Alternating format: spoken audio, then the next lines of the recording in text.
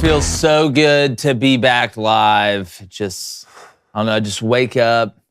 The air smells different. Just feels almost like game day, right? Like you used to wake up on game day, all the practices, all that stuff, and you just walk outside. And I don't know, it's like a Disney movie, except it's not weird now. Like the birds are chirping, like it just, I don't know, just got that feel, that live show feel. Disney movie and game day. Disney movie and game day. Okay. Like old school Disney. Okay. Before they went weird.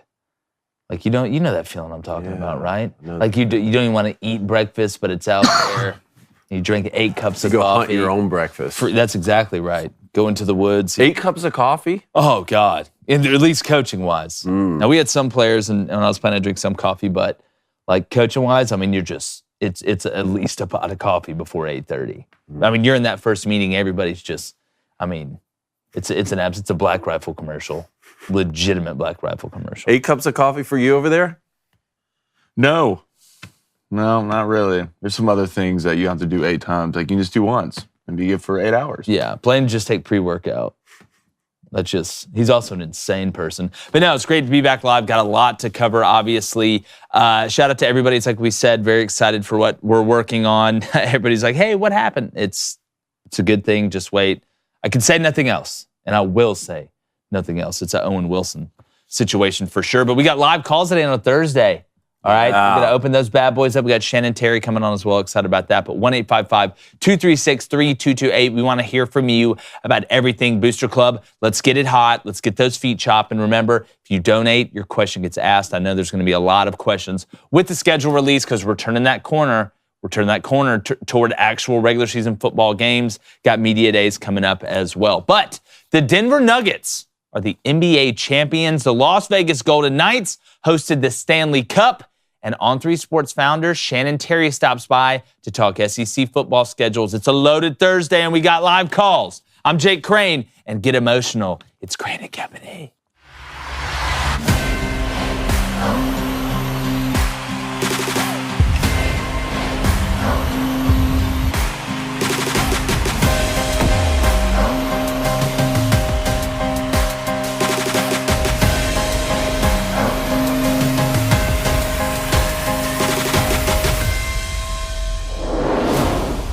Now, I want to address something I saw on the timeline yesterday, a ton before these schedules got released. You can accuse the SEC of being the most fanatical and crazy, okay? You can accuse them of caring too much about football. If they played on Sunday, people wouldn't go to church. But accusing the league of being top-heavy only exposes you as being a casual. I saw this all over social media yesterday and have even seen respected college football analysts, guys that pretty much know what they're talking about, mutter this nonsense. And if you actually don't put bias in it and you call it straight, it's really not even a conversation.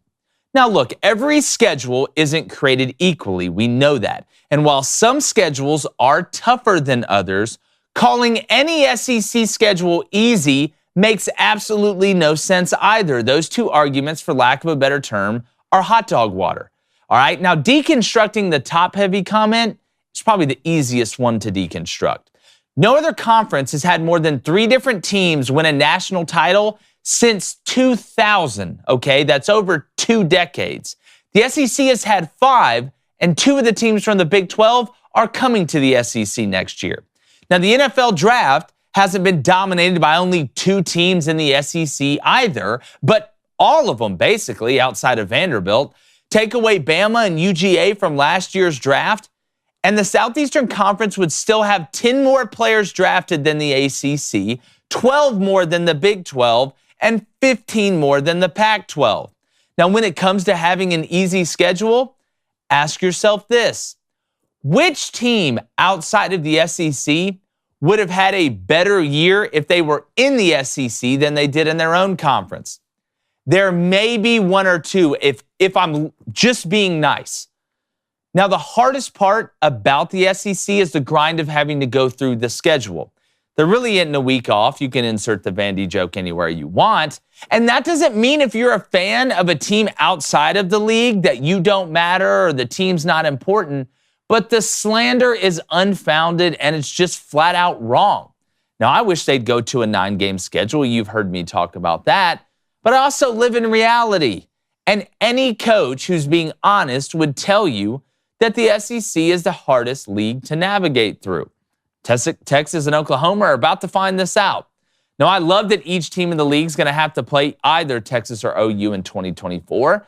And at the end of the day, you either want the smoke or you don't. It's pretty simple. You don't have to be Pythagoras to figure that one out. So for the casuals out there questioning the depth or toughness of the SEC, grow up, Peter Pan. And to quote the great philosopher Lil Tunechi, women lie, men lie, but numbers don't lie. I'm going to bring in my co-host and former Big Ten correct, which I think the Big Ten's the second best conference out there. There's going to be a couple that may give a run for their money. And Michigan and Ohio State been just about as good as anybody out there for the past couple years, and it looks like that's not slowing down. And obviously my brother and former Western State Colorado wide receiver Blaine Crane. And David, we're going to jump into some of the superlatives of these schedules, but it always amazes me. And look, I'm from the state of Alabama, okay? I mean, you're from the state of Georgia. You went and played at Michigan. Blaine's obviously from the same state I am. And there are really good teams and good conferences outside of the SEC. But when I see it, and look, fans are one thing. It's short for fanatical. I get it. It's the SEC's easy to hate. But at some point, when I see respected college football analysts, guys that played at a high level, guys that typically that we have on the show sometimes, that espouse stuff that makes sense, that understands what personnel groupings are, that knows what formations are, that knows route combinations you need to run against certain coverages and what works and what doesn't. Say these crazy things.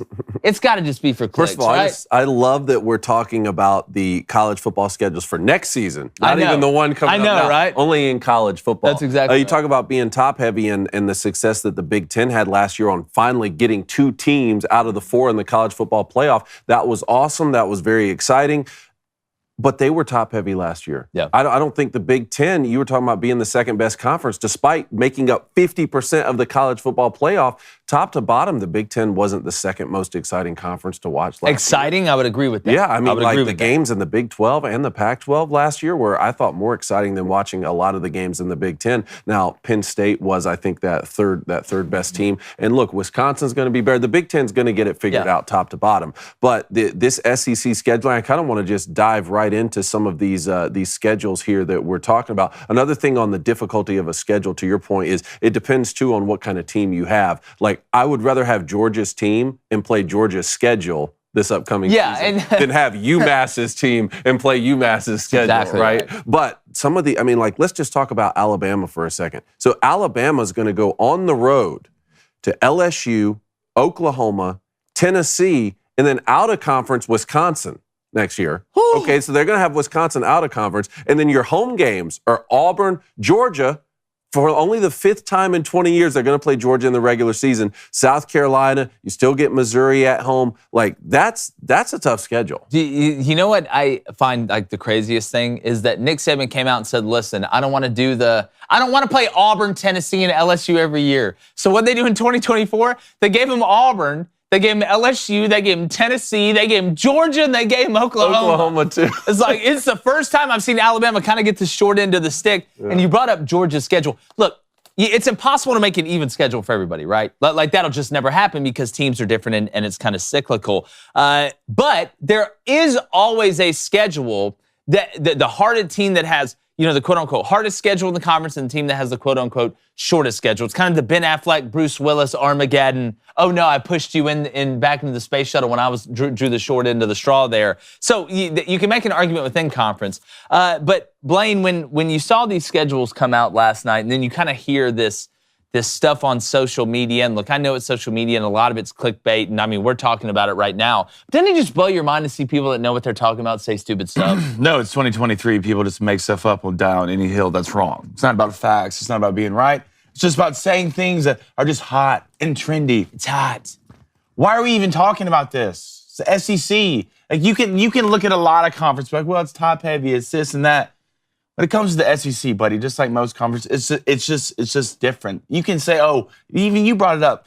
Well, even Vandy is a joke. Well, hell, Vandy beat Kentucky and Florida last year. Mm-hmm. And we'll see what they walk into this year. Vandy's getting a better team. I don't care. The worst team in the SEC, and in the words of DeMarcus Cousins, It's not a walk in the park over here. It's never going to be easy when it comes to Alabama's schedule.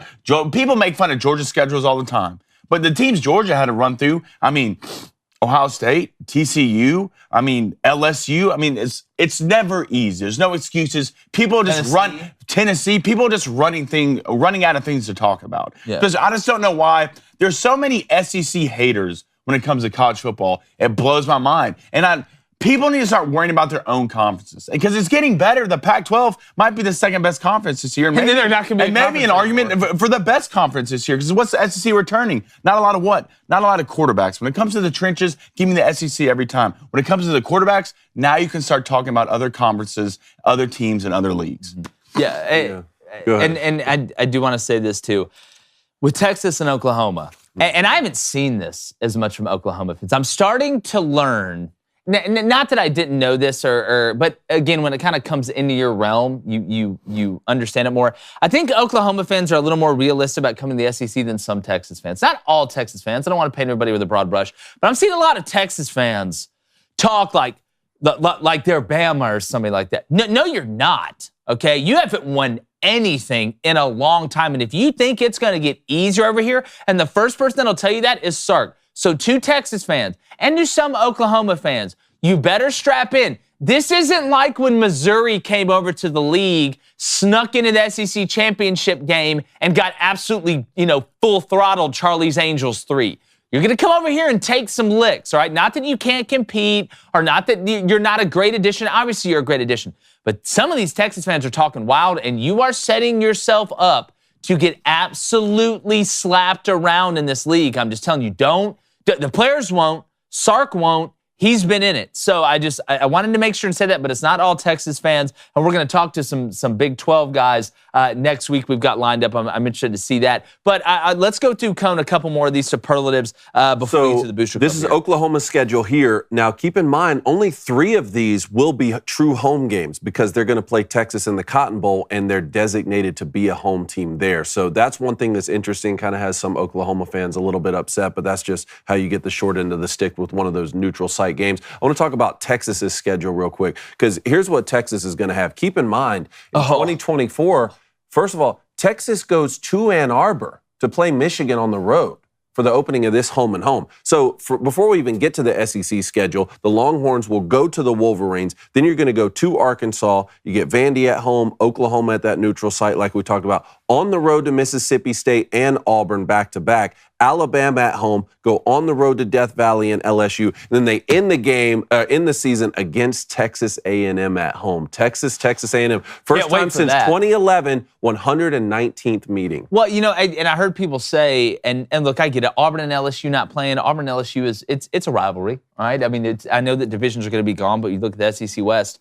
It's been a rivalry in the SEC West. But you have people, and our good friend Tim Brando, upset that some of these games are happening. But we get Texas and Texas A&M. Yes. Like, you get some of these other games, and it's not like that game's going to go away. And I know that there's some matchups that we still haven't seen in the SEC for like 20 years that we're not going to see in 2024. But eventually, we're going to get that. That's why I'm glad we're not going to divisions. But I find it just not hypocritical, but kind of shocking that people are like, oh no, Auburn's not going to play LSU and this, and the other. But we get Texas and Texas A&M. Yeah. We get we get Oklahoma and Arkansas. Mm-hmm. We get some of these other games. So it's like, Isaac Newton or one of those, old scientists, whatever, said, mass or energy cannot be created nor destroyed, whatever it is. It's the same thing in this case. You may lose some, but you're going to gain some. So I want to make sure we get that out of the way too. But no, that's, whoo.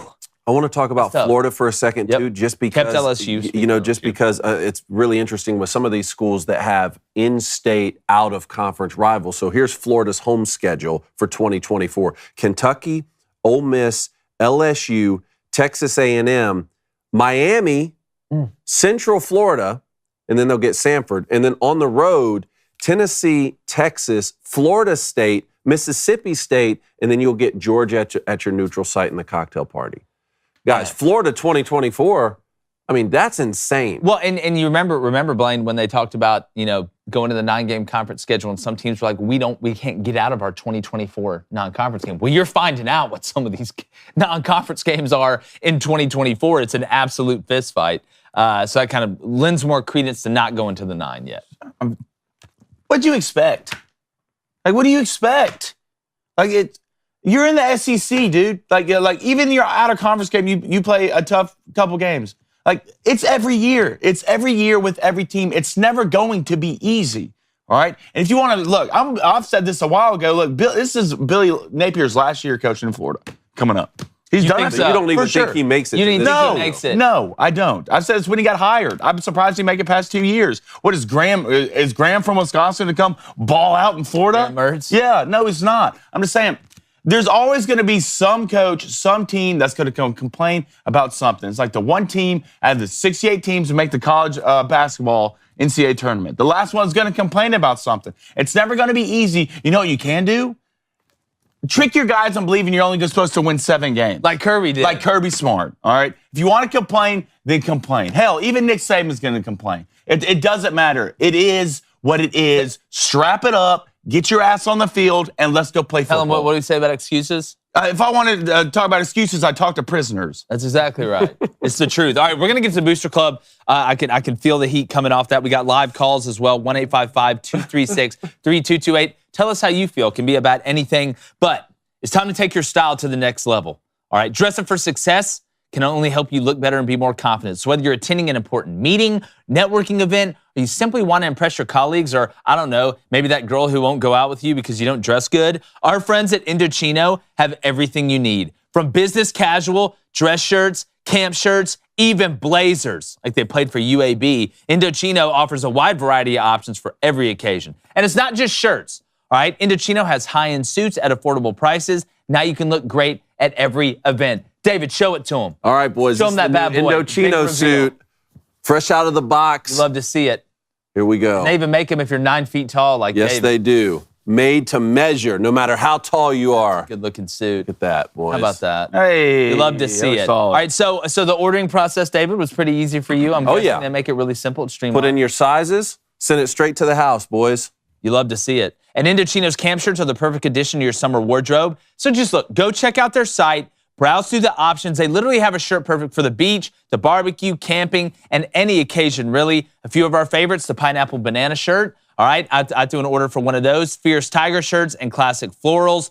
You can see the pictures we have up there. So take your style to the next level with Indochino. All right, go to Indochino.com. That's INDOCHINO.com. Use our code BOOSTER, BOOSTER, to get 10% off any purchase of $399 or more, which is nothing compared to what you're going to spend in other places for this type of stuff. All right, you're not going to be able to pay $100 and look good. It's at $19.40. All right, so go to Indochino.com, use our code BOOSTER, and send us a picture, all right? Because if you look good enough, we may put it on the screen. Ooh. And even if you don't, we'll pretend you do. We're not body shaming anybody on here, unless you're Lizzo. All right, what's going on in the Booster Club? Go to Chris E, hashtag Ask Crane Company.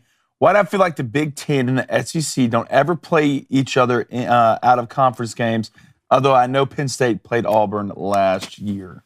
Well, we're getting Texas, Michigan. Michigan. I mean, you look at, it seems that they don't play each other until you get to the college football playoff. It's an ESPN Fox thing.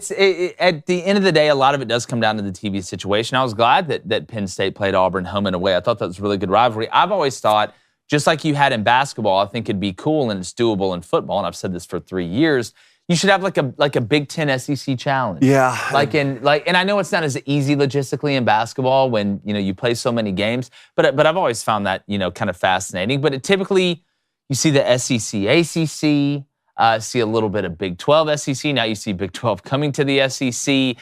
Don't see a ton of Pac-12 SEC. A lot of it, regionally and geographically. Guys typically don't want to go across the country. And that's why you're seeing, I think, now a lot of neutral site games, like that Black Eyed Peas song, "Would You Just Meet Me Halfway?"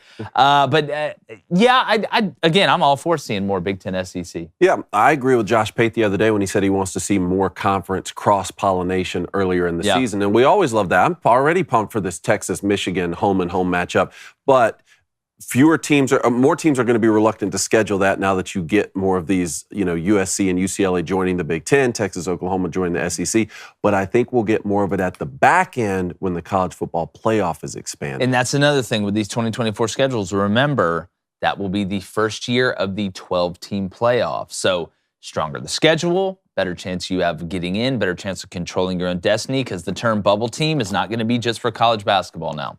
Let's go to JC. He says he's upset Georgia did get Texas and Alabama not traveling to Athens. Haven't been there since 2015. Yeah, again, there's going to be a couple, but I'm looking at Georgia. Georgia does get Texas. Georgia goes to Texas in 2024. They get Auburn at home. They get Florida at home. They get Mississippi State at home. They get Tennessee at home.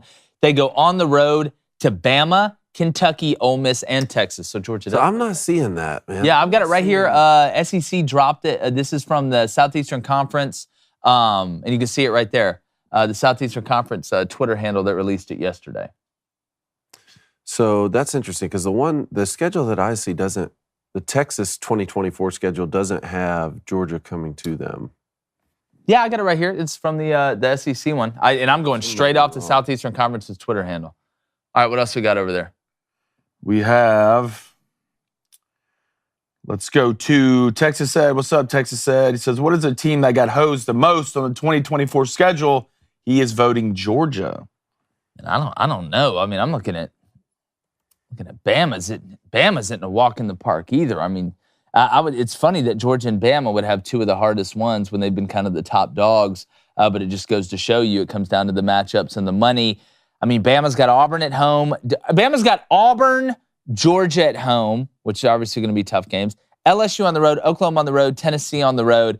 They do have Vandy. They do get Missouri at home. They do get South Carolina at home. But, I mean, South Carolina, you never know with Missouri, but South Carolina I don't think is going to be a walk in the park with what Shane's doing over there. I think South Carolina, though, speaking of the Gamecocks, I guess you could say maybe got one of the most favorable schedules in 2024. You get LSU at home, Ole Miss at home, Missouri at home, A&M at home. You do go to Bama. You go to Kentucky, you go to Oklahoma, you go to Vandy. So you did get Vandy, you did get Kentucky, you did get Ole Miss, you did get Missouri. I would say South Carolina's up there from a favorability standpoint as well. But look, you can go through and kind of pot mark each team and say, oh, well, this is the easier part, this is the hardest part. It's none of it is easy. Georgia will go to Texas, and they're the same as Oklahoma because they get 3 conference home games because the Florida's a neutral site. All right, well, no one is a walk in the park in the SEC. No. Nobody is. No. All right, let's go to CG87343, $10 donation. Appreciate it, brother.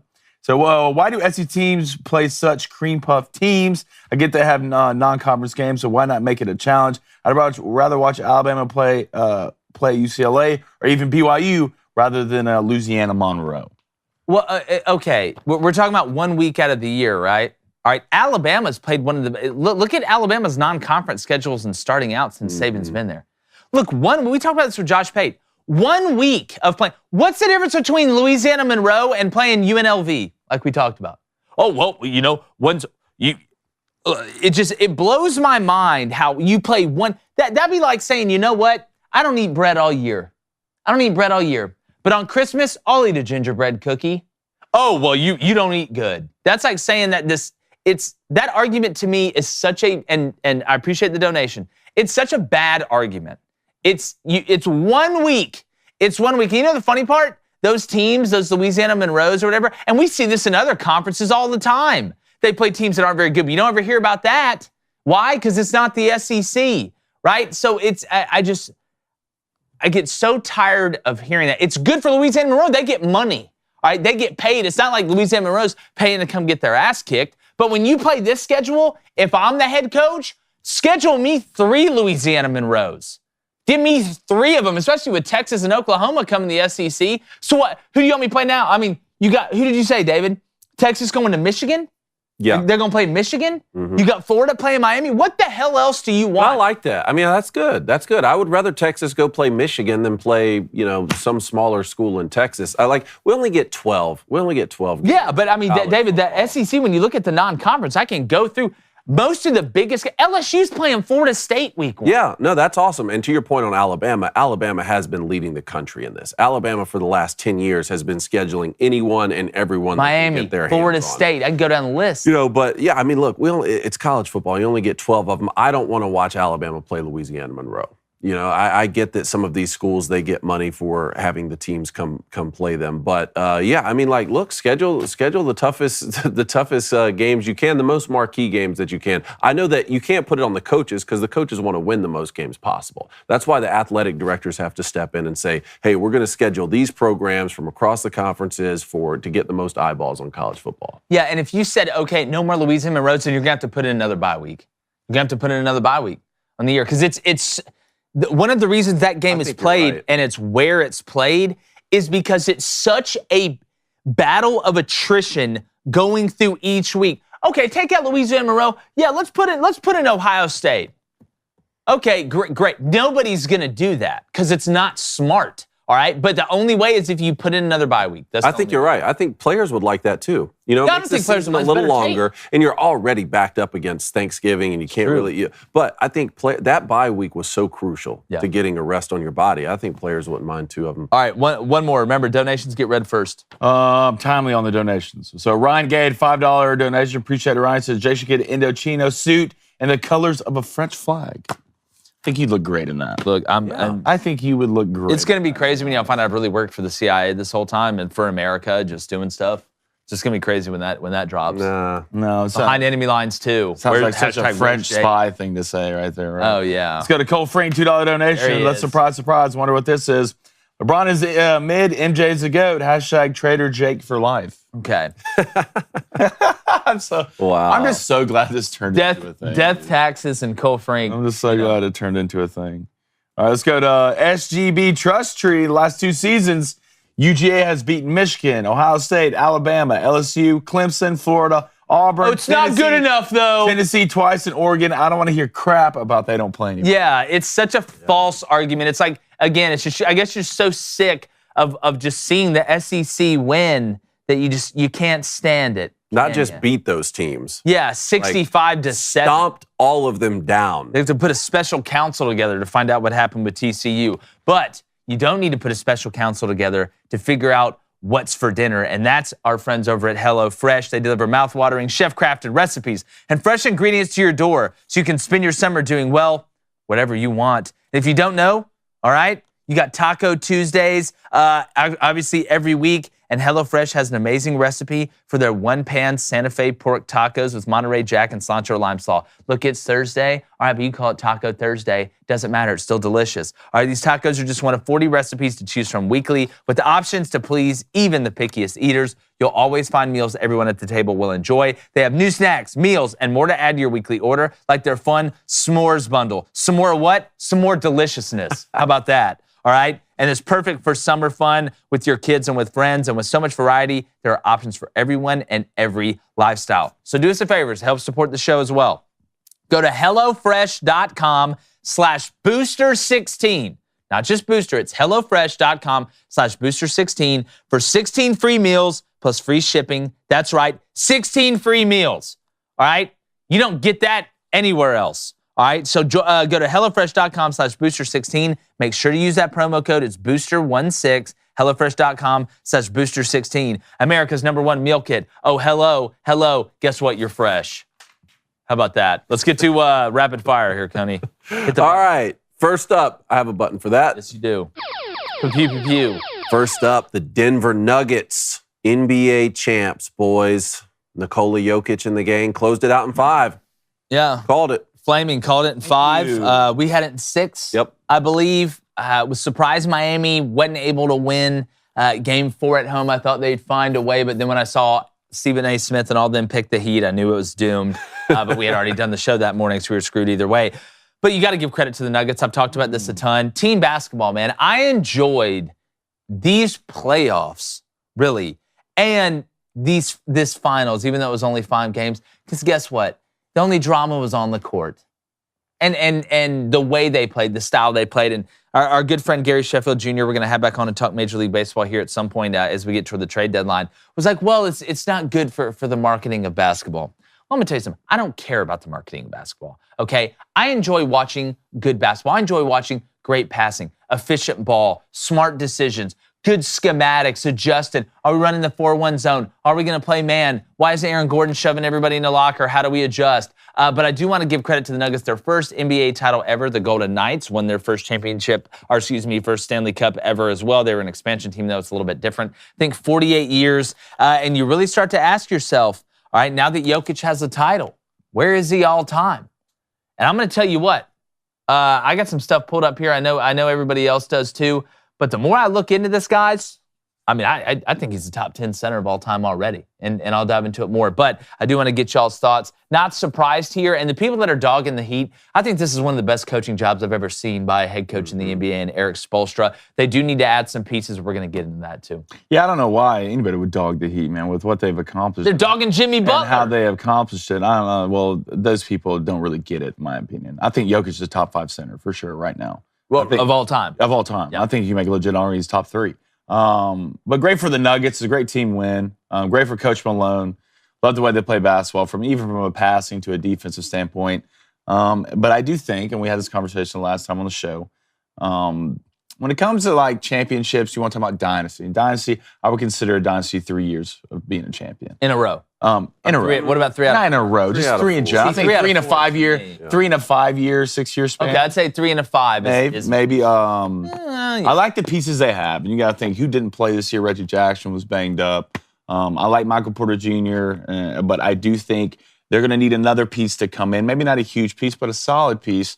Just from an injury standpoint, you know, Jamal Murray coming off the ACL and was so good to watch him bounce back. Jokic, who stayed healthy throughout the year. You never know with health when it comes to these guys, so I wouldn't be surprised. I'm not saying blow it up. Obviously, you never want to blow it up, in my opinion, after you just win a championship. But I do think they're going to add a couple more pieces. And I do think in the next couple of years, depending on how bad Jokic want to play, and we're going to get into this later in the show, but good for the Nuggets. But I don't want anybody to forget about the Heat and what they done, what Bam Adebayo did, what Jimmy Butler did, what Spoelstra did, and the work that these guys put in. Because as cool as it is seeing the Nuggets celebrate at the end of winning the finals, go look at the Heat and how down they were. But just make sure they get the appreciation and their hard work is appreciated. They played their ass off all year, man. They did. Most non-Miami fans will probably forget about this year for the Heat after losing in 5, but I think Miami fans will recognize, hey, we were on the cusp of, one, not even making the playoffs. Then we had to make the play-in game. Then we were losing in, came all the way back, had this incredible playoff performance, made it all the way to the finals. But on the Jokic point, so you guys are putting Jokic in your all-time top centers list based off what he's already done, or are you thinking like, oh, because of how old he is, he's going to continue to... Well, I think what he's already done, he's 28 years old. It's his 8th year in the NBA. He's got 2 MVPs, 5 All-NBAs, career average 20, 10.5 rebounds, 6.5 assists, 1.2 steals, about a block, 55% from the field, 35% from 3. Steph Curry, I know he shot more threes, but he shoots 42%. Jokic is the first player to lead all players in points, rebounds, and assists for an entire postseason, and he's the first player with 10 triple-doubles in a single postseason, and he got drafted in the middle of a Taco Bell commercial. That's tough. Fair enough. Do we have some of the videos of Jokic from this week? Can we pull those up with a... What do we have, PJ? We've got a couple. Just roll them and get your reactions. They're the best moments of Jokic. Let's do it. Next week or two look like for you now? You got a parade coming up here on Thursday. Yes. How soon till you're back in sophomore? I need to. Sundays I have my horse racing in my horse racing. I was going to get to that. The horse racing. Get to that. Maybe I don't know how we're going to arrive. Thursday parade, Friday maybe. Would you make it? I don't know. Maybe you can have enough time to squeeze it in. I'm going to ask Josh to give me a plane. Oh, I think he'll definitely let you get the team plane. I think you deserve that. You deserve a little bit more than that. I have no clue what he just said, but he already has a triple-double since that clip started playing. I've got no idea. I just know, I don't think he cares. I think basketball is like, he's like, all right, honey, what do you have to do today? He's like, I have to take out the trash. Then I've got to call about the insurance. We have game 5, the NBA final. Then I see horse. What's this one? And if you're looking forward to a parade coming up in Denver. Venice parade. Venice parade. Thursday. No. I need to go home. He said no. Okay. He said no. This guy. He's legit. He's like, what's the best comedy? What's the best part of winning the NBA championship? The fact I'm alive. Yeah. He's like a walking Ernest Hemingway novel. This is just like a Wednesday. As a fan, you love him, right? But as a player, you're just like, don't even care. Well, I think he just, well, when you're from Serbia, care. I think you're just glad to have like running water and not getting, shot at every time you turn a corner. Like there's something real about that. There really Look at what is, Jokic for is sure. doing on the tennis court from Serbia too. Like these guys grew up. Like it's a whole different perspective when you're like happy to be alive. It's like, what did Dave Chappelle say? Tell them when it Winter comes- Washington made it out. It'll never get better when it comes to Serbian players in sports right now. No. This is the peak. Y'all are peaking right now. Kidding me? With Jokic and Jokic. But I'm just saying, like, it just seems, can you just imagine being a player? And first of all, you know how hard it is to making the NBA? Jimmy Butler's It's over so there. hard. Like, man, He's 17 hours a day just putting in the work. And I'm not saying Jokic isn't working hard, but he's just so ready to go home and ride horses, probably in the gym for 2.5 hours working on hook shots. He's just dropping a triple-double. Jimmy Butler's is at home writing like a Blink-182 Oh, dude, it's just like... This guy said, Dear Dad. when is parade? No, I have to go home. No parade. Do we have more? We have 3 more. All right, let's run one more. We got to move on after this. I mean, we succeed in our jobs, and we won it. We won the whole thing. It's a amazing feeling. But like I said before, it's not everything on the world. You know, I think still, if I won it. Okay, we won it. But I think it's not the most important thing in the world. Still, there is a bunch of things that I like to do. I mean, probably that's a normal thing, you know. Nobody likes his job, or maybe they do. He literally said nobody likes their job. That's what he just said. It's absolutely We hilarious. have to do this last one. I'm so sorry. All right, Yeah, we real got quick. To get in on those plays, on some of those turnovers. So they weren't playing If you're on audio, he just doesn't even care about the champagne. When you're 30 and go downtown. Look at it. He just did that so somebody can take a He's picture. ready to get out of there, dude. Yeah, He it's when couldn't you're 35 and at the college bar. He couldn't care less that he's going to go down as one of the top 5 sitters God, of all love time. it. He couldn't. Now, give me that over LeBron any day of the week. Magnificent. Next one up, you talked about the Vegas Golden Knights, 9-3 victory over the Panthers. I didn't see the Panthers giving up 9 goals. As right as we were about the Nuggets, good Lord, were we so wrong about this one. You got to give credit to Las Vegas. The expansion teams continue to ball thanks to the formula. But again, we did talk about when the Knights get hot, they get super hot. And the Panthers, it seemed like they didn't have that edge on the road. They weren't able to keep it low scoring. They weren't able, and the Knights were very physical, but it wasn't able to be one of those just chippy, low scoring, everybody scrounging for goals. I mean, you put up a 9-piece, you scored a touchdown and got a safety, and you made the extra point in hockey. So it was unbelievably impressive. And, you know, you look at the salary and the contract situation at the Knights, I don't think they're going anywhere. But the Panthers, man, kind of like the Heat. Look, you snuck in the wild card, and Blaine, you pretty much called him all the way up until the end. But it's you know, you want to win the whole thing. And I know the state of Florida with the Heat losing and the Panthers losing, it's tough. But, you know, now you know how Philly feels. Hockey has a lot figured out right now. The parity of the league. I mean, think about how dominant the Avalanche were last year, only for the Boston Bruins to come in this year and have the most dominant regular season we've ever seen, for the Golden Knights to look like that and win the Stanley Cup. Dominated. NHL has a lot figured out, and I really like it. Yeah. All right, let's go to the U.S. Open real quick, because I want to get this. The U.S. Open starts today. Do you guys have some favorites, maybe some long shots that you're liking this week? I got one sleeper pick, and then I got, you know, not a favorite, but a guy that people aren't going to be shocked that I picked. I like Victor Hovland to win it. He's playing great. Please, plus 1,800 on DraftKings. Again, if you're going to use any sportsbook, make sure you're using DraftKings. Use that code Booster for a great deal as well. Give me Victor Hovland to win it. And then my sleeper, Phil Mickelson's going off at plus 25,000. You know, you put $5 on it and we can win like over $1,000, something like that. That's my big long shot. Phil can get hot, man. You saw him kind of during the Masters, and I know he knows Augusta like the back of his hand. And you know, I'm not going to make any type of stock market joke here, but I think Phil may have a chance. And again, look, $5 plus 25,000, we can Willy Wonka golden ticket. Well, this is the major that he needs. This is the one he's needed for the True. career Grand Slam. So might as well. Never count Phil out. Who you got over there? Needs new shorts. I'm going to go out on a limb here. All right.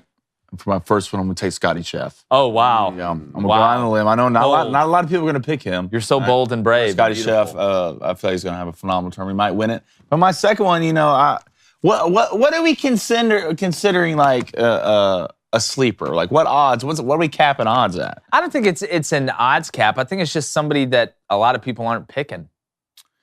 How many people are picking Max Homa? I think that's a sleeper. I mean, that's a boy. bad You know, there's something like playing. He's been on this course many times. So it's like something. It's just one of those things, right? You know, it's like you're seeing the signs, right? Yeah, I fell asleep. For some reason, I saw Max Homa hitting a pitching wedge, 130 yard, placing it 4 feet out on a putt he's going to make on a Sunday. So if it's me, I'm going Scotty Chef. He's in the kitchen. He's whipping it up. And Max, I'm not too home alone. Yeah. And Max Homa. Max, I'm not too home alone. Max plus 3,000 outright winner. Yeah, plus 3,000. Plus 320 for a top 10. Look, Brooks Koepka. We got to talk about Brooks Koepka. 62 in a practice. 62 in a practice round. He's already won this tournament in 2017 and 2018. He's coming off the previous major victory for the PGA Championship and still the third best odds, plus 1,200 for an outright win, plus 125 for a top 10 finish. And then Justin Thomas all the way down at plus 5,000 to win the tournament is a nice pick too. I hope it. Look, I like JT. I'm rooting for him. It's again. I always love majors. Just come on, Phil. Plus 25,000. You know the part that's I'm gonna be pissed off though if he does win it. Like I'm gonna be glad I won another $1,000, but I should put 25 on it. Maybe I'm gonna go home. Well, the thing about me is like no matter what tournament it is, it could be a putt-putt tournament. Yeah. All right. I always put money on Hideki. After what happened? After what happened to me in Tuscaloosa. Tell people what happened in Alabama. What was the year he won the Masters? And, I heard this. I heard him talking about this. The year he won the Masters, and I was sitting at a bar with some friends, and I was like, you know what? I think Hideki's going to win it before the tournament started. So I thought I'd put like $100 on it. You know, it's one of those things like you bet enough where you just click bet, you think it's send, you don't really look at the confirmation. So I was like, dude, let's go. I got 100. It's like to win like $5,000 or something like that. The odds were insane. Hideki ends up winning the Masters. So I pull up yes, I'm in the bar, just celebrating. All of a sudden I pull up. Bet never went through. I didn't have enough money in my account. Wow. God, that hurts. Did you call them and explain the situation? Yeah, that'll work. For sure. That always we works. just called the king. Draft King. Meant to put this bet down? Yeah. I'm sure they were receptive. Yeah, King Draft. Yeah, this would be called. dilly. That's exactly right. What Take you the pit of misery. Blame was in the pit of misery. Yeah, exactly. All right, well, until Shannon Terry comes on, let's move to the Buffalo Bills. So Bills coach Sean McDermott excused Stephon Diggs from practice on Tuesday. He says the issue has been resolved, but is there already some drama in Buffalo? They don't need that with the AFC schedule they're going to have to go through. Okay, and everybody's on the team's like, hey, everything's good. You know, Josh Allen's like, I love him so much. I don't have any inside information on this, but I do remember this just smells like it has something to do with a female, man. It just gives me that vibe. I could be totally off. Okay, I could be totally off. I'm not saying that's exactly what happened. But what I will say is this. There was a video that came out where they walked around the Bills locker room and asked, what's one guy you wouldn't want your sister to date? And the answer overwhelmingly was Stephon Diggs. In the locker room? In the locker room. And it was like jokingly and stuff like that. But there's always a little kernel of truth in there. You know what I'm saying? So I'm wondering maybe if a teammate, because it doesn't seem like it's about, hey, we're just, the chemistry's not good when I'm running the post. You know, or it's not like, Stephon Diggs hadn't been a guy that's sat out of practices or doesn't work hard. This just has like hey, we had to sit down and have some real conversations like, dog, what'd you do? With who did you do what? Okay. And again, I'm going to sit here and say, this isn't TMZ. I'm not here trying to stir anything up, but I like to live in the real world. All right. And this has somebody's wife or girlfriend vibes to me. That's what I got. All right. That's what I got from it. I could be wrong. You know, I'm not going to sit here and assume anything, right? So what I've seen from Stephon Diggs, it's not always pretty, but it's never always pretty when it comes to football. Just the relationships he's had, one with Josh Allen, with his other teammates, with his coach, the emotion he shows on the field, the care he shows about the game. So I don't know exactly what the problem is. He said it's been cleared up, which is good. Stephon Diggs coming off another monster year last year. He's He's an absolute must need for the Buffalo Bills. So we'll see what happens. I think Stephon will be fine. Guys, comes to NFL players or anything in life, females can get you in trouble in a lot of ways. All right? Women lie. All right? I mean, it's just the way it is. So you got to be careful. Men lie too. Men lie too. Men lie women too. lie more than men. I would say that. To be honest. Men, I would say women lie more than men. You would say women. John Diggs. No. For sure. No. Absolutely. 100%. No, not even close. 100%. Not even close. Men lie way more than women. No, men just like what they see. That's why girls wear makeup. Women just lie. Women just lie in general. Consider makeup So- lying? Yes, What? for sure. So You're what lying if- about the way you look. What if the Okay. next? Am I wrong? Depends on how much as makeup you're opposed to wearing. what? You're wearing makeup. Not because I want to. It's not because I asked for it. I didn't You go and liar. buy it. You're lying. You're a liar. Well, it's not something I wanted to do. I would Who love li- to. okay, I let would me ask love to this. come on here with a backwards hat, comments, who regular lies clothes, more? regular clothes on, a fat chaw, and chill, talk to the boys about sports. But I don't get that option. They want me to put makeup on, nice clothes, look dandy for you two out here. Minimum makeup is not lying. Yeah, it is. Yeah, First date, take 'em in the swimming. comments, please. Who lies more, men or women? Because I think men do. Well, it's going to be something when all of this just was Josh Allen overthrew the post. And we're sitting here talking Yeah, I know, right? He needs to I know. stop committing turnovers in the red zone. That's what Josh Allen Oh, is. Coach Dayball's not there anymore. I think that has a lot to do with it. Hashtag Ask Daniel Jones. But Shannon Terry's going to be in here in a couple minutes. We do want to let you know, though. All right, we talked about coffee earlier. 8 cups on game day. We drink a ton of Black Rifle coffee here.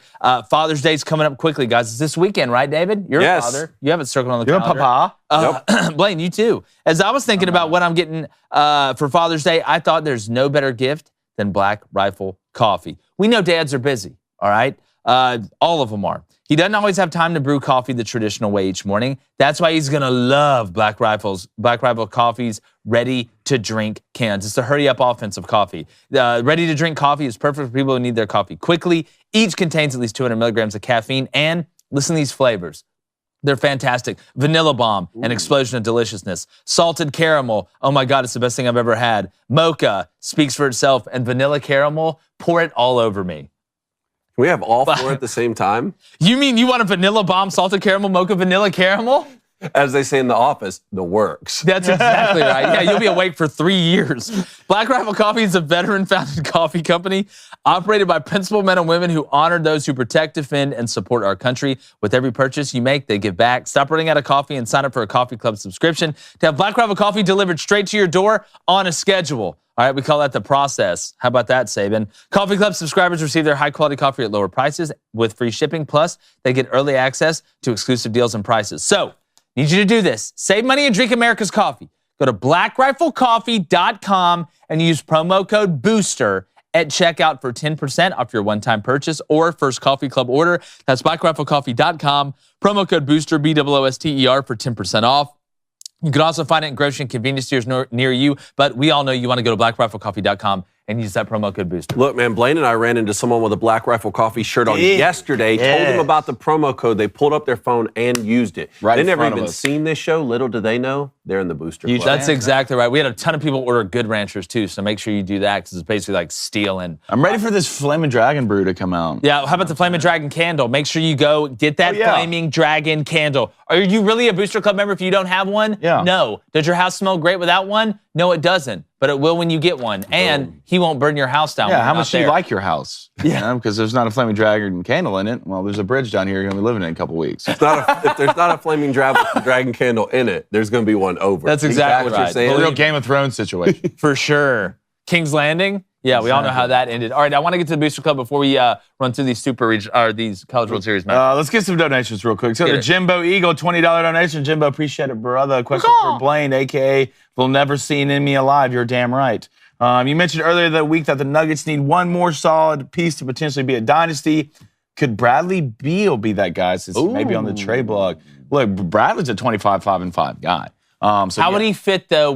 You think he'd fit in that system? Is Bradley Beal trying to make good decisions, or is he trying For to make sure, the I best think. decision for I Bradley think it's Beal? hard to be put in that system and make bad decisions from a Bradley Beal standpoint. I'll put Russell Westbrook in there. I'll show you how. Well, Russell Westbrook just not. I mean, my opinion is slowly failing. He's falling in his career. He's not the same Russell Westbrook. I know he had he's little bit better when he left the Lakers, but you obviously see what happened with the Lakers when he left. But no, Bradley Beal in that situation would be phenomenal. It takes pressure off Jamal Murray and Jokic to perform at an extremely high level every game. And Bradley Beal is an elite scorer in the NBA, so I feel like he'd be fine and be a great fit. I don't think it'd mess anything up. Let's go to Holden McGrain, $2 donation. He says, Jake, did you and Walsh enjoy the WNBA game this week? Not tricking me, not telling you what it is. You're never, well, I'm not, you'll know soon enough, but I'm not falling for that trap. Holden McGrain. All right, hey, let's make sure y'all go hit that like and subscribe button for us. Really helps the algorithm when it comes to the show. Let's go to Ryan Gade, $2 donation. He says, Jake, you never told us how was Blaine's best man speech. Felt like I did okay. No, it was really good. Better than okay. Really good. Funny and emotional. Crushed it. Let's go to Spy Guy 024,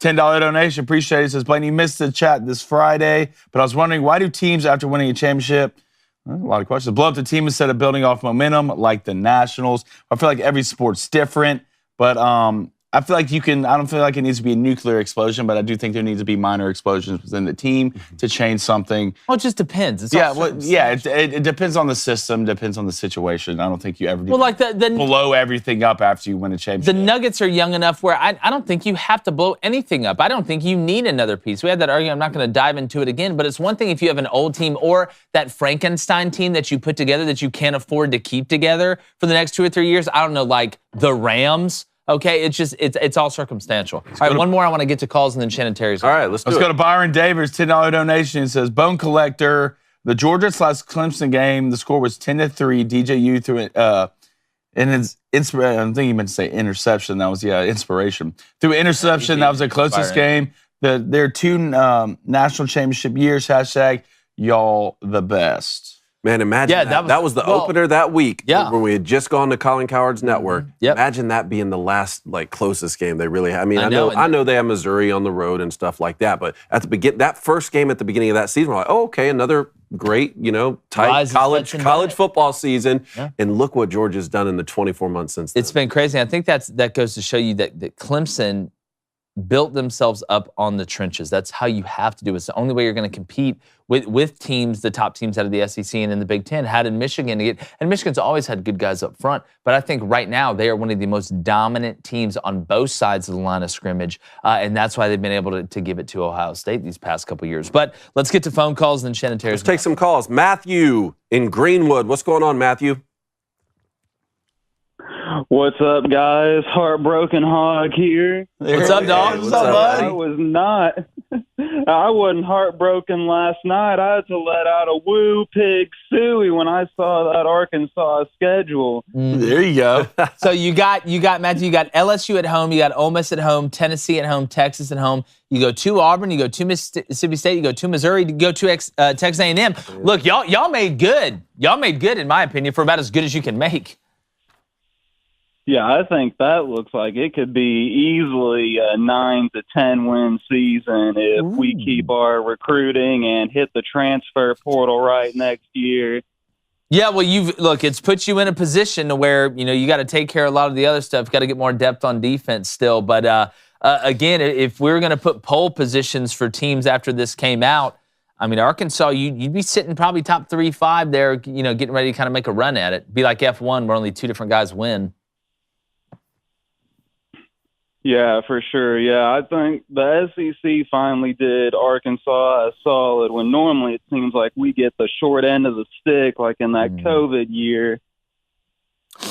Yeah, well, as an Auburn fan, believe me, when it comes to scheduling, we know all about the short end of the stick. It's like we have to play Heaven's Army and Hell's Battalion every single year when it comes down to it. But now, man, we'll see. I know you're still heartbroken over the Super Regional loss to TCU, but if it does make you feel better, Matthew, a.k.a. Heartbroken Hog, I am picking TCU to win the College World Series. I think they can do it. I think it'd make us look better. And one more thing real quick. I did have a donation earlier. Mm-hmm. It was Nikolai Jokic, I believe, with 2 MVPs and a finals MVP. There's only 10 other guys in NBA history with that. I think if he retired this summer, he's top 20 all time already. No, I think he's top 10 all time already. Blaine thinks he's top 5. Now, when it comes down to it, I think he'd end up being the best ever. I really do. Best ever player or best ever center? Center. Well, you're Heartbroken Hog. You're talking about top 20 all time. You're talking about player? I don't think that's crazy to say top 20. Player. If you're the best center of all time, there's 5 positions on the court. I know it's not just like, all right, one thing. I'm not Mark Jackson with my MVP voting here, but if you're the best ever, in my opinion, at a position group, then you're going to be top 20. I think a lot of it comes down to how long does Jokic want to play basketball? Longevity is a big thing now when you're talking about the best. It's a thing that comes up in the LeBron conversation all the time. I think Jokic will be a top 3 center at the end of his career. I think he'll be a top 10 player at the end of his career. And maybe the best center all around ever played a game of basketball. Yeah, he's got everything. Yeah, I think he wins. It looks like to me they're going to win a couple more. I think this becomes a Nuggets dynasty. I agree with you. Appreciate it, Matthew. Thanks, man. All right, let's go to you two, man. Let's go to Nighthawk in Ohio. Nighthawk, what's going on? In the garage. What's going on, guys? How you doing? Doing good, man. Good. Well, I'm here to talk about UFC, but first I've got to say something. Okay. I need to come to the defense of my stepbrother, Flaming Dragon, over there.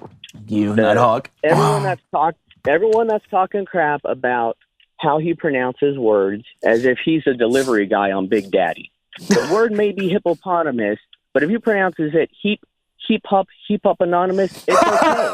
There's no need to talk crap. Yeah. Shut up. He's verbally dyslexic. Shut up, you guys. He's verblexic. We're gonna have that segment where he has to read hockey players. Dude, I don't know. We have to. We have to have it. But Nighthawk, look, he's my brother. They're hard to pronounce. Okay, there's someone there that I'm gonna struggle to pronounce. Now, am I gonna struggle as much as him? Probably not. Do I need Alex Trebek to make a board game to have me figure it out? No, I don't. But outside of that, he's my brother and I support him too, Nighthawk. Hey, it's tough. I mean, there's a lot of Russian names in hockey with a lot of Y's. I can't pronounce them either, so I don't blame you. Look, all right? People are good at some things, and some people are good at other things, all right? I'm not the best reader of the group. I'm a great typer. Great typer. Great typer. You are a great weirdly typer. good at typing since a young age, all right? Yeah. I'm not really a talker, all right? I'm about that physical action. I'm about that violence. Talking is physical action. No, I'm talking about hitting somebody like this guy or that guy. A replacement cone. Yeah, hit him. Hit replacement cone. Yeah. How dare you? Hit replacement. I would never hit replacement cone. You're a great fighting typer. Yes. Great. Boy. That's great. Put donuts on my wrist. Nighthawk, you see what you've done? Thank you for my defense, Nighthawk. I love you. Yep, I got you. Always got you. We're in the trust tree. We're under each other. Damn right. Right here. Yes. But I'll just be really quick about UFC with the Ultimate Fighter. Don't know if you guys have caught up on it or not, but it's a great season because you're seeing here who's more hungry. I mean, that's more the question because you've got the veterans and then you've got the young up-and-comers. And so far, the people that are hungry are the ones that want the chance again in the UFC, the ones who have been cut. I mean, Michael Chandler's team is 3-0. If people haven't watched, I just spoiled it for you, but 3-0 against Conor. And to me, I feel like they're answering that question. Who is more hungry? Yeah. I wonder if Conor's ever going to win anything again at all, except fights against mascots at halftime. I'll say this. We talk about sipping from the cup, right? Once you sip it from the cup, once you get a taste of it, it's like, what do you think Clemson fans are like, we want back in? All right, because you get a taste of greatness or you get a taste of, you want to make good on that chance, right? And until you've actually legitimately had that chance at a high level, you really can't.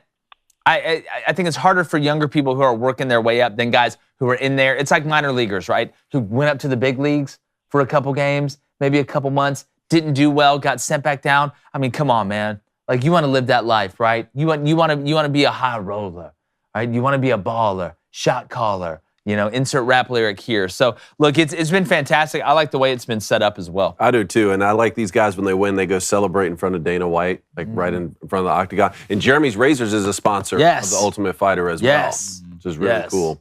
So, thanks for calling in, Nighthawk. Appreciate it, man. Absolutely. Thank you, guys. All right.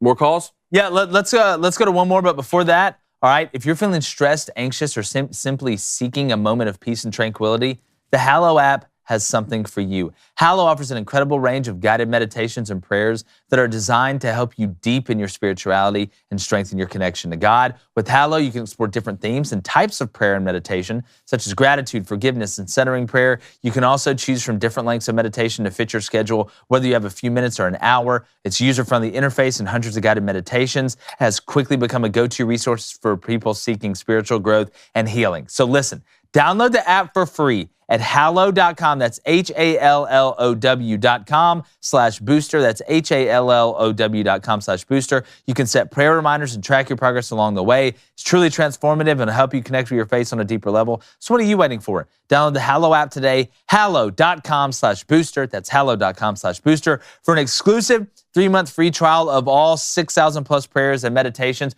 And when you're this guy's brother, you need all the prayers and meditations you can get. So hallow.com/booster. Get on there today and pray for me. Man, what a great sponsor to have. Great sponsor. Every time your phone dings, right, and you get a notification, sometimes it's negative information, sometimes it's stressful information. How about you let that phone ding one time with a positive message from Hallow? Yes, and a free exclusive, exclusive 3-month free trial. It's a pretty good deal too. Love it. You ain't got to pray for great deals. I promise you that. All right, donation to the Booster Club. Then the calls. You want to stick with calls, David? Your call. You're the quarterback. Call. All right, let's go to. Do we have any donations over there? We do have one from Xavier Manley. It's a $10 donation. He says, on your fight list the other day, you let the best fight off ever, 2004, Clemson versus South Carolina on the football field. So bad, even the cops were getting involved. Yeah, that was. There's so many to choose from, guys. By the way, everybody loved that video. Yeah. We got to make a part 2. But look, we'll talk about fighting in sports the whole time. But I remember that one's like the FIU fight. You know, you can go down and listen to some of these brutal football fights that have happened. Or just any hockey game. Just any hockey game. That's why somebody said there's no hockey games unless, well, it's part of it. Yeah, like that's what they're doing all the time. All right, that's absolutely part of the deal. But speaking about deals, okay, when it comes to that, we always talk about the architect from the Matrix, right? He's like sitting behind there. There's like 3,000 screens. If there's one architect of great college football websites or websites in general that deal with sports and recruiting, it's our guy Shannon Terry. All right, he started Rivals, started 247, started On3, just had a ton of success, and it couldn't happen to a better guy. Mr. Shannon Terry, fan of the show. We're a fan of his as well. Man, welcome to it. First appearance on Crane & Company, man.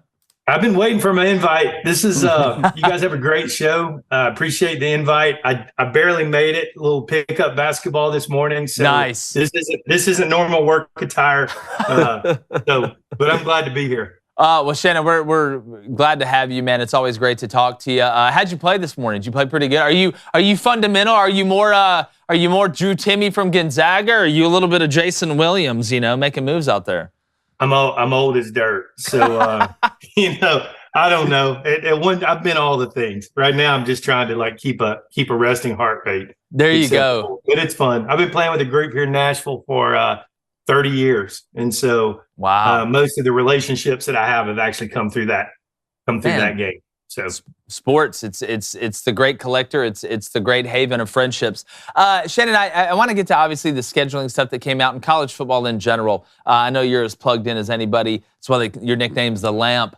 But when it comes to starting, you know, what you've been able to do with 247 and Rivals and now On3. And I tweeted this out the other day, and not just because we're friends, because it's the truth. I think On3 is the best product that you've put out, just from not only who you've brought in, guys like Rusty Manziel. I can go down the list of guys we have a ton of respect for. But it seems so user-friendly. The information gets updated so quickly, and you've got so many guys that are working on it. If anything comes out, I see you guys breaking news all the time. What separates On3 in your eyes as somebody who's, you know, built the monster per se a couple times, and now this is the third rendition? What do you think kind of separates it? Because I can see multiple things, but you're in it, you know, working on it.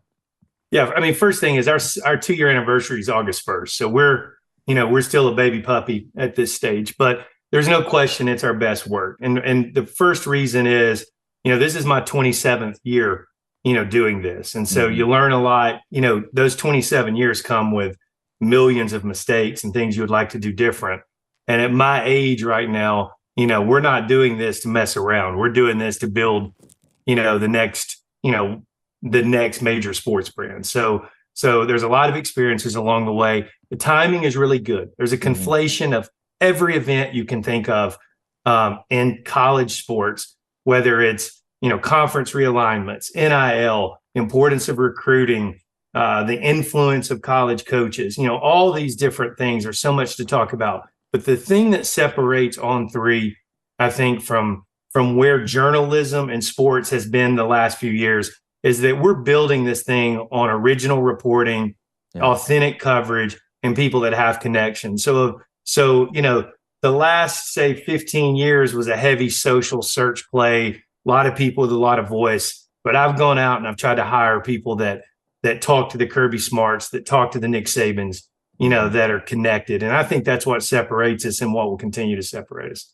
Yeah, without a doubt. I mean, your guys' personnel is stronger than anybody's out there. We have guys that, obviously represent On3 all the time on our show. And Shannon, I do want to switch gears a little bit because, look, our background's in the South. We talk a ton about the SEC, obviously. They get more clicks than anybody when it comes down to it. But I want to give a shout out to the Pac-12 this year. And I know there's been a lot of kind of not demonizing, but it looks like the Pac-12's on their way out, obviously with USC and UCLA. And look, who the hell knows at the end of the day? We said the same thing about the Big 12 2 years ago, and they're ripping and roaring right now. But when you look at who's returning at the quarterback position, when we look at Caleb Williams, when you look at Michael Penix Jr., I mean, I can go down the list. Bo Nix, apparently he's even super focused and is just having the most fun he's ever had this offseason. Utah with Cam Rising and what, that coaching staff's done out there. Is this at least shaping up to, at this point, be the best the Pac-12 has been since, you can remember? But entertaining. It's going to be fun games, and they're going to win, and there's going to be obviously with Fox and stuff, there's going to be a heavy, battle cry for those teams. But when it gets down to it, when it's all on the line, they're just built different in some of these Big Ten schools and SEC. And when you get down on the field and you see these guys, these games are one line of scrimmage. And there's the teams in the Pac-12, they can't compete with that. I'm really excited about the month of November, the Big Ten, where you got, Penn State, Ohio State. That's a really, really big run. They can't compete up at the line of scrimmage. And so it'll be fun. It'll be great. But when it gets to that championship game or that semifinal game, they won't be physical enough. They won't be strong enough to finish it.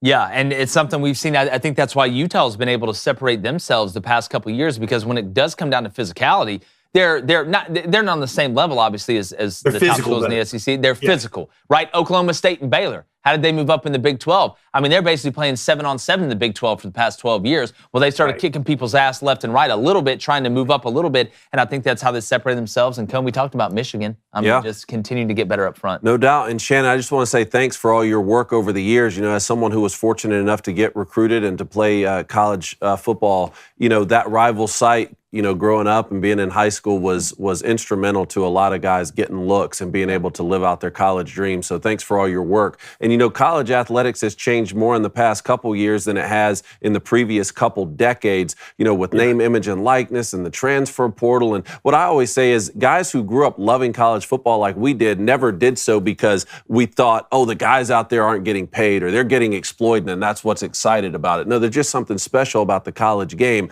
So from your perspective and all your years of experience, what do you see happening right now? What aspects of college athletics do you think could have the biggest negative impacts long-term on the sport? I don't think we're going to be in a negative window for a while, honestly. And I've got a little bit of a contrarian view. I think NIL and collectives is actually going to bring some, going to up the level of competition. I think over the past few years, only 3 or 4 teams maybe could win it all. I think that number is going to expand as the playoff expands. So I think there's going to be some good from a parity perspective. I don't think the money part of it is that big a deal. I think these collectives and these schools are going to be sensible with how they deploy their funds. There's a lot of rumors going around that big money is floating and all the things. That's just not really happening. There's 1 or 2 one-off situations, but for the most part, the money that's being deployed through the collectives as it relates to NIL, I don't see it impacting these kids. I actually, believe it or not, think it's bringing a level of maturity up in them. They're looking at life different. They see it more from a business perspective, and they know The common denominator to NIL is one thing, guys. Now take out the freak show stories. What's the common denominator to getting NIL money? It's performance. You know, if you don't perform on the field, you're not relevant and you're no longer needed. And so, you know, it's going to be, I'm looking forward to when the NCAA kind of gets dissolved and moves on so that we can really see how the P5 football or the schools more aligned into this next iteration. And as Kirk Herbstreit said it at our On3 Elite Series event when he was a speaker, he thinks, you know, in the next 2 years, we're going to start seeing some movements and some things. And I think the NCAA's Hail Mary plea to the federal government to give them antitrust exemption, which is all it is, to protect their dictatorship, that's going to fall on deaf ears. And we're going to see a complete shakeup. But I do not see anything bad happening out of that shakeup, personally.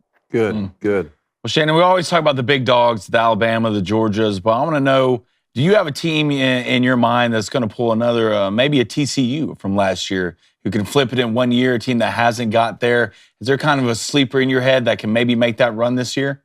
I just don't see it. I think we know who the big boys are going to be this year, and you know, I'm really interested to see what plays out in the Big Ten. I'm obviously, you know, everything I'm hearing from the folks at Georgia, you know, like, is incredibly encouraging. Now to carry that target on your back, that's a whole different story, you know, but I think they may be faster, stronger, more athletic than they've been in the past. We know their schedule is just, you know, it's a great schedule. Alabama, get a left tackle, get some depth at safety, don't turn the ball over. They're going to be a handful. You know, the team I guess I'm really most interested to watch maybe is Florida State. You know, and I'm not predicting or saying that they could, you know, rise to that top 4 seat, but you definitely have to like the way that program is progressing. And I think for me, old school, 3 decades college football, I love seeing Florida State, you know, rise up and be a fun team and stuff. So I think college football needs it. Me too. Well, how worried are you about that quarterback room in Alabama? You know what? I think it's going to come down to, you know, who doesn't make the stupid plays. And thus far, Milroe, he hasn't shown that he can't, you know, he won't just take what's given. And I think I'm not a coach and know nothing about it from that perspective. I really wish they would have let the quarterbacks get hit in the spring game. I would have really loved to seen him going against that defense where he had his full tool belt in place. If I was predicting, though, if I was going to call it, I think it's going to be Milroe. I think he's just I think that they're going to try to be physical. Yeah. Justin Haynes is probably he and Downs are the 2 best players on the team. That's not named Latham or McKinstry.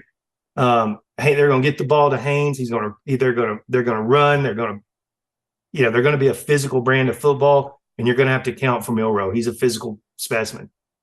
Yeah. And, you know, Shannon, I've been higher than the front row of a Bob Marley concert on Florida State. And you know, we had Josh Pett on here, talked about blue chip percentage. But, you know, at the end of the day, I love what they did in the transfer portal. I think Jaheim Bell is about to have a huge year. I'm a big Jordan Travis guy. He's just got to stay healthy. When it comes to Alabama, and everybody obviously going to talk about the quarterback position. That's the one that everybody worries about. But Alabama's got to get back to being able to run the ball when the other team knows that they want to run it. You know, that's how Nick Saban built up Alabama, was not just, you know, it's how you win one with Jake Coker. And I love Jake. We saw him down the Senior Bowl. He was a great player. But, you know, I don't think he's winning the amount of games Bryce Young's winning on that team last year with the way it kind of went down with the RPOs and not being able to run the ball when they have to run it. So if Alabama can't, you talk about taking pressure off a quarterback, be able to run the ball. Because that sets up play action, slows down defensive ends and pass rush and things like that. You can't mix as many coverages. But Shannon, man, it's great to talk to you, brother. We got to get you back on here. Congratulations again with all the success that On3's had. We need to get Rusty on here. There's somebody on August 1st. Maybe bring Shannon back for the 2-year I'm trying to get one of them hats. To be honest with you, man, I can't believe it's already been 2 years. I feel like you guys just dropped this thing out yesterday. It just shows you that time flies, man. It's 2 years, but it's taken 20 off my life. So, I didn't have this gray in my beard before I started. But it's, I appreciate you guys' support. Send me your address. I'll send you a bunch of On3 gear. It's going to be fun. This one's going to be a ride, I promise. Oh, man. We're already seeing it. We're already excited and already formed the relationship with you guys. But Shannon Terry, the architect, as we call him around here. Shannon, thanks so much, man. Keep hooping. Thank you. You guys have a good day. You too, brother. Man. Shannon Terry, man, one of the best. Oh, that was great. Unbelievably. The lamp. Guy. The lamp. You called him the lamp. It was like nice, dude. No, Shannon's a great human being. If you do know him, it's always great. He's got a nice show too, as well. You can check that out on YouTube. Gotcha. So yeah, man. All right. Well, let's get back to the Booster Club. Byron Davis, $2 donation. Appreciate it, Byron. #Dragon. He says the bone collector has your back. I appreciate it, Booster Club. I appreciate it. I feel it back there. You know what I'm saying? Why are you looking at me like I Because you're not a man of the people. That's why. I am a man of the people. You're a liar. Oh, okay. You said that women lie more than men. They do. I don't think they do. They do. So I don't think they do. Let's go to Matty Ice 1994. He wants to know who has a better chance of winning the Pac-12. Is that Washington or is that Oregon?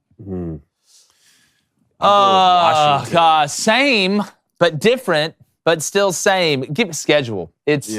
That's who plays USC and where. All right, you pull up Oregon's schedule. I'm going to pull up Washington's schedule, and this is for 2023 now. 2023. Back to this season. Correct. All right, Washington, Boise State, Tulsa.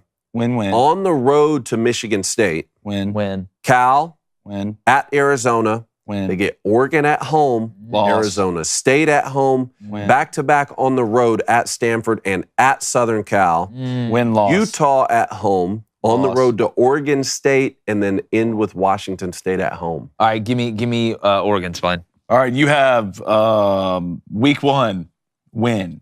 All right, I don't even know what team that is. Week 2, you go to Texas Tech. Oh, loss. Right. I'm calling it right now. Joey McGuire and the Red Raiders shocked the world week 2. Shocked the Texas nation. Tech at.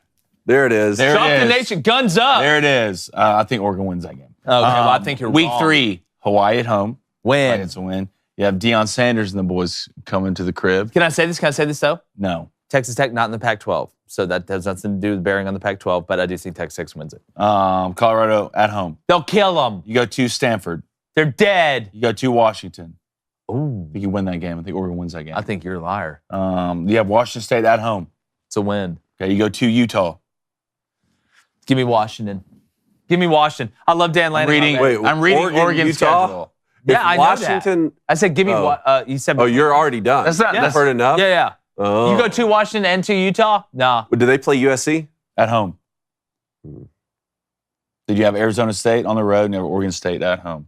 Give me Washington. Give me Oregon. That's tight. It's going to come down to a game. Give me Dan Lanning, the boys, Bo Nix. He's focused. He's having fun. And some people say he might be a dark horse for the Heisman. Yeah, come on, man. Yeah. What, David? What? What do you mean? He's you think he's going to be the Heisman finalist? He'll be a contender. Okay, and this is all. Hold on. You said it like it was the most crazy thing you ever heard. This is all contingent hey, on Michael Penix Jr. staying healthy. But if he does, give me Washington. I was a Heisman Trophy contender. It was. I wonder. Have you gotten your stats today? Yeah, no, I haven't. But you know what? It's a big week for you. 2-0. I'm out there balling. All right, we beat Vanderbilt. Quit turning the ball over. Let's go to Jimbo Eagle. What do you foresee what happens to the ACC in the near future, specifically with the Northeast teams? Well, the ACC, better start finding a way to get more revenue to the people that are bringing in the most eyes, or Florida State and Clemson and Miami. So they're going to be Gonzo the Clown. You better, if you got time, the ACC's got time, but that hourglass, that sand, it's running. They're starting to get upset. Saw Florida State's AD come out and say, wait a minute. You know, he's hitting the life alert button. Florida State needs to be in the SEC. I'm falling. I can't get up. What do I need? Oh, the SEC. Here it is. Oh, Greg Sankey's here to just pick me up. Just help me up. Thanks, Greg. Hey, what do you think people would miss more, the Pac-12 or the ACC? ACC. Pac-12. No. It'd be the Pac-12. Considering that USC and UCLA are already going to the Big Ten, ACC. that already takes a couple of the biggest brands. Then you'd have to say East Coast cares more. Miami, Florida State. East Coast cares more. Clemson, All they care about right now. Late game, Just think about games, basketball. just Just think about basketball alone. Duke and North Carolina. Look, and any place where you use the street as a drug haven and bathroom. Okay. I mean, all right. nah, they got bigger problems. Okay. Let's go to Joshua Beck. I hate the cupcake games as much as anybody. They are necessary evil in the sport. Yes. The money the little guy makes to get beat up by the big guy pays for the entire athletic programs for the year. Ecosystem, Joshua, right? You're 100% correct. What do they say? Like, oh no, the bird dies. The ant eats the bird. The bird goes into the earth. Yeah. And you never know. You never know. The soil. And the sometimes sun, you might win. The jungle. Look, I'm from Statesboro. I get it. Georgia Southern, that money going up and playing Georgia and Athens means a lot. But make it an exhibition App match. State, Michigan, App State probably got paid a lot of money to win that game. They did. They did. Don't throw anything at me, please. Don't throw anything at me, please. No, we haven't brought that up in a while. Oh, man. I was going to text and say, with the Pac-12 on any games that end with a fewer than 75 points. Yes. Cal and Colorado have to play sooner or later. Yeah, they got to play. They got to play each other eventually, right? All right, let's go to No Fun League Sports Channel. SEC and Big Ten are now the only two legit conferences left. Hot take. Okay, wait. Are we saying like going forward after this year? Like are we saying after USC and UCLA leave? Because I think we got to put a year on it because Pac-12's going down. But hey, we got to give Brett Yormark and the Big 12 a little bit of cred here, right? I know Texas and Oklahoma are leaving, but I think they've been much more proactive. If we're going to say legit, are you saying that can win a natty? All right, is that we've got to start, what's that book, DSM-6 or whatever, where they put all the diseases in there? They're like, hey, man, but they clarify, right? We got to start clarifying. We need the DSM-5 or 6 of like, what does legit mean, right? What does legit mean? I mean, I'd rather watch that Oregon-Washington game we just talked about than Vanderbilt and Missouri play each other. Guaranteed. Again, excitement and being able to win the whole thing are two different things. They are. I'd rather watch, you know what? I'm not even going to say that. Don't say it then. I'm not even going to say it. Let's go to Jake's Extra Strong Cologne, $2 donation. Smells good up in here. CFP 2024. Give it to me. Texas Tech. LSU. Rutgers. Hell no. Vandy. Just no. Look, I love my cologne. It's great. It smells great. It's just, Reed loves it as well. But Rutgers, I like Greg Schiano. I think he's the only man who can win something at Rutgers. Rutgers will never make the college football playoff. They'll never make it. When was their last national championship? Wasn't it like the first year football was ever invented? When they played Princeton, like the first game ever? Like right before like the Civil War, whenever it was? Yeah, I think you're right. Like Revolutionary War? Sasha says you're out here skipping donations that don't agree with you. That's what I'm saying. But look, Blaine does that. I'm not. Blaine does that and doesn't think, thank God we have the Booster Club to call. No, fine. Here. Sasha, here you go, bro. Here, go ahead. Go ahead and do it. Go ahead and do it. No, I'm sick of it. I'm sick of it. I'm trying to wait on damn donations. Now I want to see what everybody's Sasha complaining. Feel free. What is Sasha makes my life a whole hell lot easier. He just tagged me and said, at David Cohn, just to know Blaine is out here skipping donations that disagree with him. That's just Sasha. Fine. Go at it, bro. Why get mad at Sasha? No, that's just Sasha. Go at it. You want to bitch and complain? Go ahead. I'll wait. Go ahead and read them, bud. Come on, middle chair. Let's go. Yeah. Come on, middle chair. I don't do enough. You got Here we go. No, come on, middle chair. Read it up, bud. You got one I want job. Sasha Come on, to call dude. in now. Yeah. Sasha Come on, calls dude. in, get him through. You got one job. Come on, man. All right, here's You what we got one job. No, I got like 35 No, jobs. you don't. You got one. Okay. Now we're getting mixed messages because Charles said Blaine missed 3 of my super chats, but Cole Frink says Blaine's a man. Charles. Blaine says Blaine's a man of the people. No, it's fine. Go ahead and read them, bud. No. Why? Yeah, lying again. Yeah, that's it. Nick. Charles, by the way, I read up on The Wrestler. I'm going to talk about it tomorrow. I've got a little segment I'm going to bring up. I did not forget about you. He threw in a super chat while we weren't going live yesterday and sent me the backstory on it. All right, bets today, obviously brought to you by DraftKings. Make sure you use that code BOOSTER. First round U.S. Open. Max Homa over Ricky Fowler. Ooh, I like that. Fowler was plus 100. I like the Homa pick, not to win it, but I like him the first round, minus 120, just to be better. Can't have a tie, got to be better. And then Brooks Koepka, Patrick Cantlay, the artist, painting pretty pictures. Koepka shot 62 in the practice round. Still practice. I don't know if I love that. It's like hitting good batting practice before the game. Like, I'd almost rather hit bad in batting practice or going to the driving range and hitting good. I never play good after hitting the driving range. But it doesn't matter. God's punishing me this month anyways. I like both those matchups, man. I almost took those. I decided to go with Justin Thomas to have a first round lower than Bryson DeChambeau, though. That's minus 115. And then Scotty Scheffler to finish in the top 10 here in the first round today at plus 225. All right, there's nothing left to bet. Run out of stuff to bet. No NBA. I'm out here betting golf. I hate betting Major League Baseball, too. All right, give me the Dodgers and the Astros money line. I'm going to the dark side of the force, plus 170. And then give me Olsen. Every time I bet Acuna to hit a home run, he never does, but you know who does? Matt Olson. So give me Matt Olson with the tank and the Braves to beat the Rockies, I believe, at home. I thought the Rockies. It's either the Rockies or at home. It's the Rockies. I immediately want to take Acuna to hit a home run now. Well, like, I'm going to be honest with you. For some reason, I can't figure out whether Olsen is spelled with an O in between the S and an N or an E. So I just went with the O, which is probably wrong. Yeah, I don't know.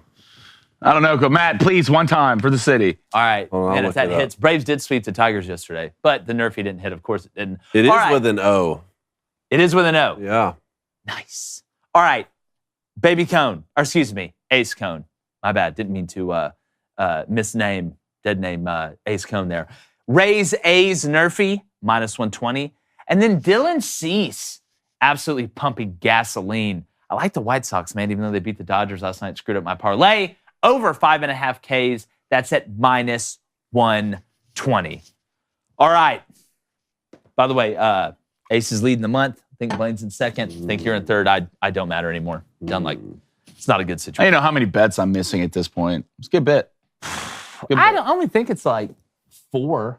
Yeah. No way, it's only 4. I missed like 4 days betting. I'll look at. I'll put the standings up there tomorrow. Jesus. Also, we're going to put the Booster Club standings for the month. Right now, we are on pace to shatter the amount of bets we had last month. Want to keep that going. Want to get over 1,000 because eventually, I mean, it's just going to be absolutely And I have nuts. the shirts. And the shirts. Bry Ganter. All right, if you win, you get the Hall of Fame shirt and maybe something else as well. And we're sending Swanee, we got you as well, and the bat. All right, we got the bat. And I do got to give a shout out to Stephen Moore for sending the wedding gift. And guess what it was? French Bistro Cookbook. Wow. Yeah. Surprise, surprise. So we know even French more now. Bistro Cookbook. So what happens when you're not a spy? Why don't you move to France? You don't Yeah, dude. Why are you here? Why'd you come back? Yeah. Guys, look. Parlez-vous français? Guys, look, what'd you just call me? Huh? Don't call me that. All right, let's get some donations. I wonder if anybody has anything to complain about. Cole Frink, $2 donation. Thank you, Cole, who's always been a real one. Makeup is a lie. Sorry, producer Justine. Don't lie to her. Whatever. Don't apologize to her, son. Excuse me, I don't Cole. care. Sasha, $2 donation. Blaine is insensitive and incorrect comments. Well, you know what? That's too long. Make it shorter. And I want to... Woosah. I thought Blaine legitimately got upset. Woosah. Brian Hall, $5 donation. Thank you, Brian. I've always said makeup, hair dyeing, plastic surgery is false advertising. I agree with Blaine. Women lie more and mostly indirectly. Well, let me ask you this, though, honestly. Okay, then. I bet if we dropped you 150 years ago, like in there, and you saw the girls walking around there, you'd be praying for makeup. So you seen pictures of them, like the oil paintings? Okay? These aren't Victoria's Secret models. Okay? They've only gotten better looking. Technology, science. Sweatpants, hair tied, chilling with no makeup on. That's when you're the prettiest, baby. I hope that you don't take that wrong. Ooh. Shout out Drake. Charles Dossett. Get some Genucel. $2 donation. Blaine missed all 3 of my super chats, so I'm sorry, Mr. Perfect. Go back to Cole Frink, $2 donation. Thank you, Cole. Blaine is the man of the people. Cole, you are the man of the people. I think Cole Frink is somebody, like, who is that? It's Cole. Which one of your best buddies is that? I've never met him in real life, but in spirit, we're bras. Bras. Wait, do we have all access today? Yes. All access today. Y'all get in there. Hop in. Be a good all time. the access. Mad Veg said, I'd like to see Hovland win just because he seemed like a nice dude. I think Hovland might be the nicest guy on tour. Yeah, like, I mean, he's carrying his boys' bags like 24 hours after kind of falling off a cliff at the end of the tourney. Yeah. No, after winning it, I'm tripping. After he won the tournament, losing the Memorial, was it the Memorial? Something like that. He was carrying his boys' bags. That's friendship. All right, so Spy Guy 024 saying Blaine is a man of the people is like saying David is short. That's a good one. Yeah, it's hilarious. That's a funny one. Remember that one time App State beat y'all? It's crazy. Stop throwing stuff at me. All right, let's go to Byron Davis, hashtag Patriot Jake. No, Justine. How about that? Go ahead. He says hashtag Patriot Jake, but forget his Southern roots, forget about America. Just make them ribs, baby. That's okay. Wait, hold on. I love America. How about No Fun League Sports Channel. Do you guys have a merch shop? Yes, Daily Wire. Go check it out. It's under Originals, not extra crispy. And get that Flamin' Dragon candle. Get those candles right Get up those there. candles and get some shirts. We want to put some new stuff in there, so just sell it out. Or just one rich person go in there and buy it all. We also have a Discord. We also have a Discord. We need to start. I'll get the link sent in the chat. Yeah, we need to get the right link too, because I screwed up and put the wrong link. Buy your wife a candle. Yeah. Absolutely. So she'll stop lying. Mike RFF, it's a lifestyle, baby. Good to see you in here. It's the first time seeing you in here today. Plastic surgery is good and bad. I was born with a cleft lip. I was trying to look like a scary baby doll, but I'm good now. Nice. Look, you went from Chucky to Lucky. You love to see it. All right, what's the poll? The poll is who will have a better first year in the SEC? Texas or Oklahoma? Look at the schedule. I would say Against my better judgment, I'll ride with Texas. God, I'm with you, Dave. I'm with you. 59%. I'm gonna say Texas 53%. Are we stupid to pick Texas? No, I don't think so. Well, we're about to find out. Yeah. Is your final answer, Trebek? That's my final answer, Trebek. Texas, 70%. Woo! Wow, they believe. Sark. Oklahoma, Sark in the house. 30%. Wow. Great show, guys. Great show. Good to be back. Oh, yeah. Yeah, great to be back live. Going to be back live tomorrow. There will be a couple days in the future where we're not able to go live because we're doing something very, very cool, okay? And that's it. That's all we can say about it. But just know we love you. And like the chances of there being an easy schedule in the SEC at all ever, we're gone.